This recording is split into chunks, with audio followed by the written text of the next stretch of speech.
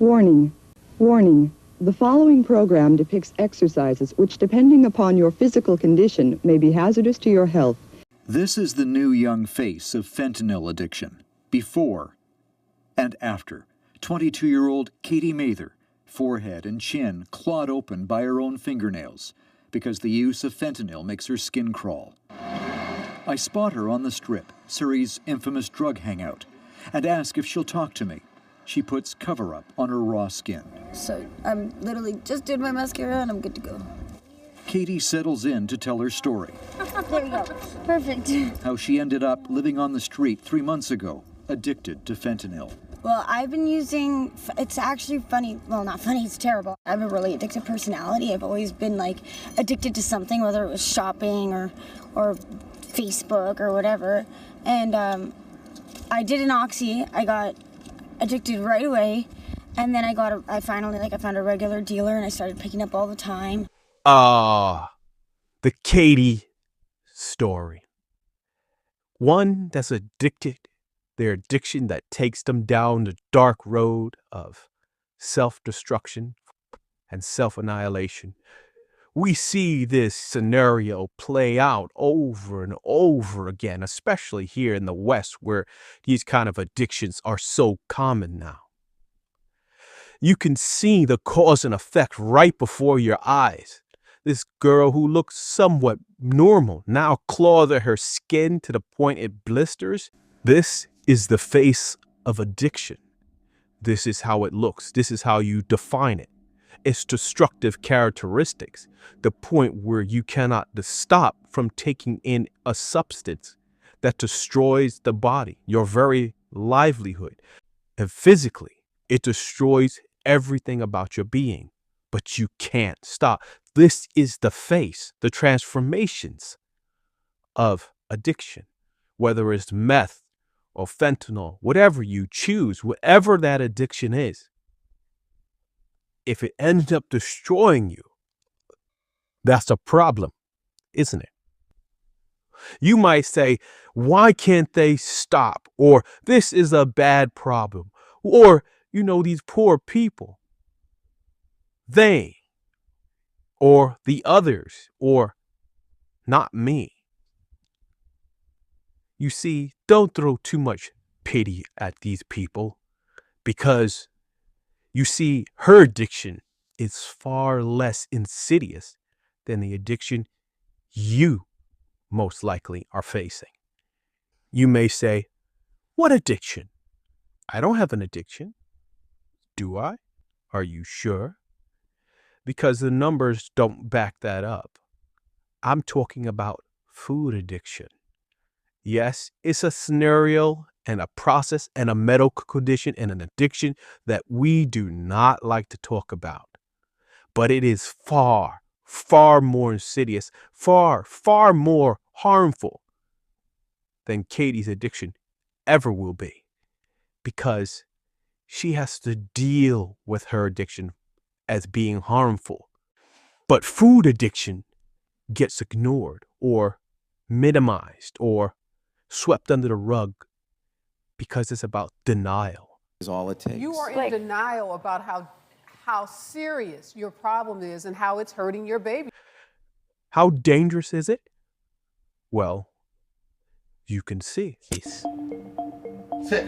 I would just eat until I'm dead, probably. A normal day for me is wake up around 12, figure out something I'm going to eat immediately. TV, video games, bed. It's not a lot of activity. It's hot. It's hot in Georgia.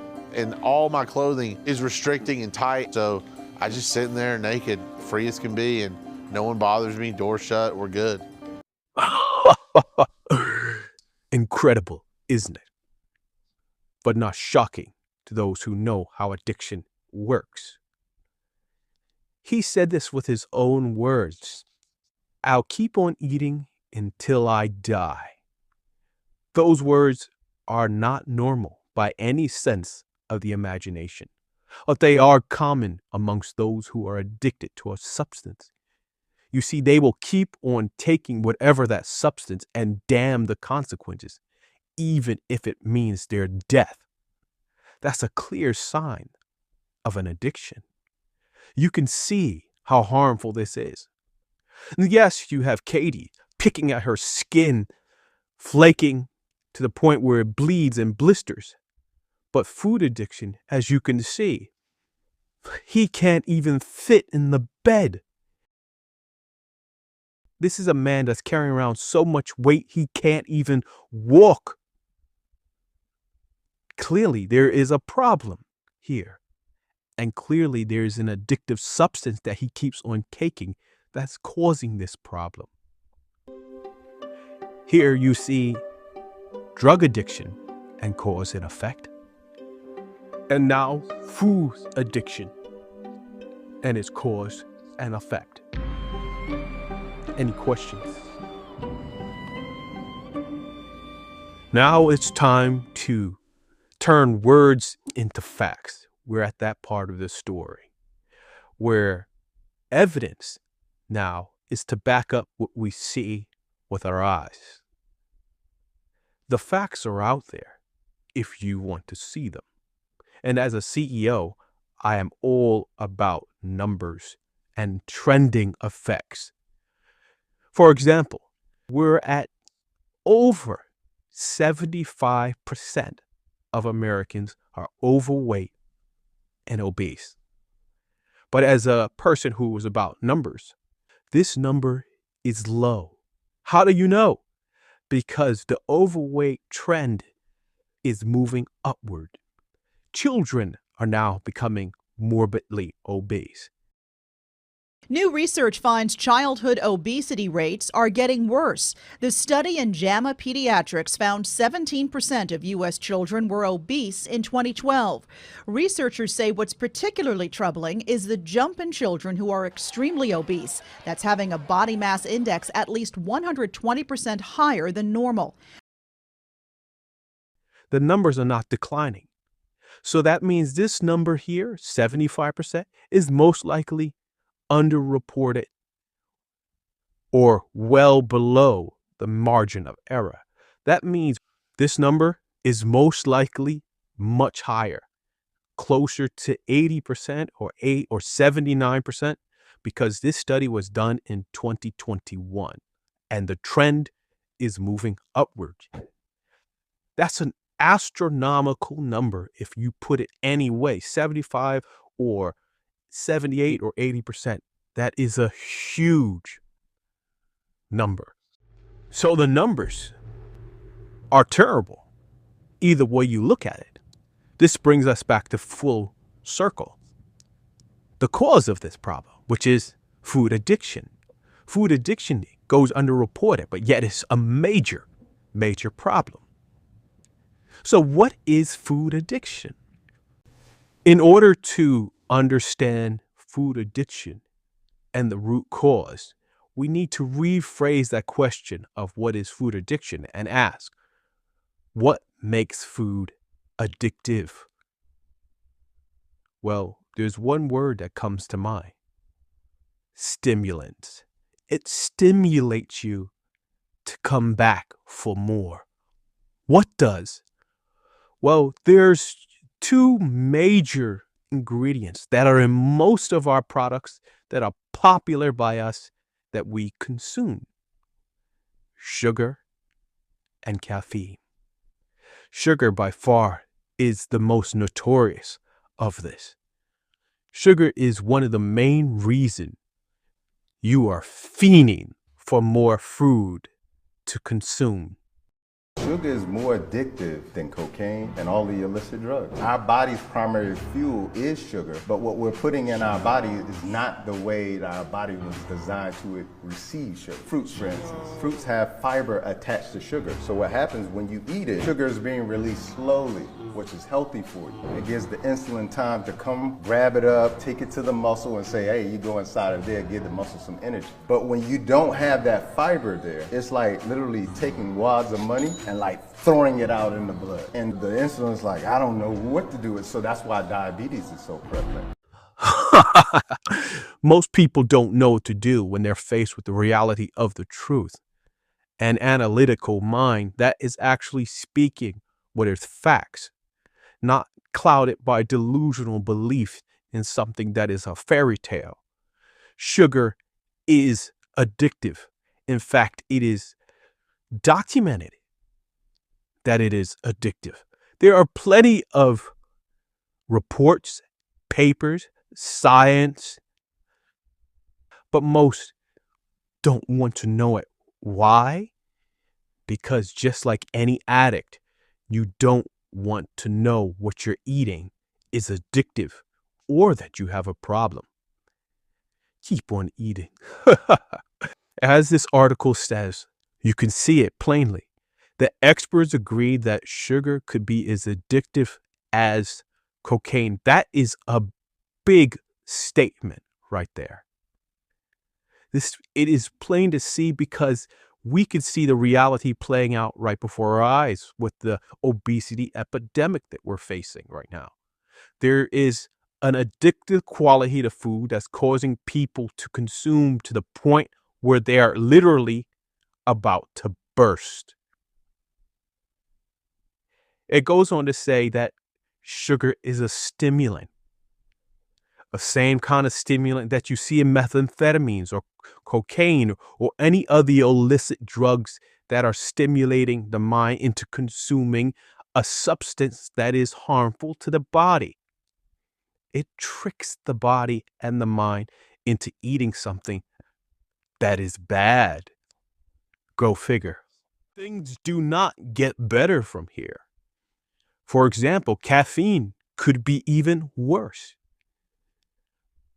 because it's a pure stimulant.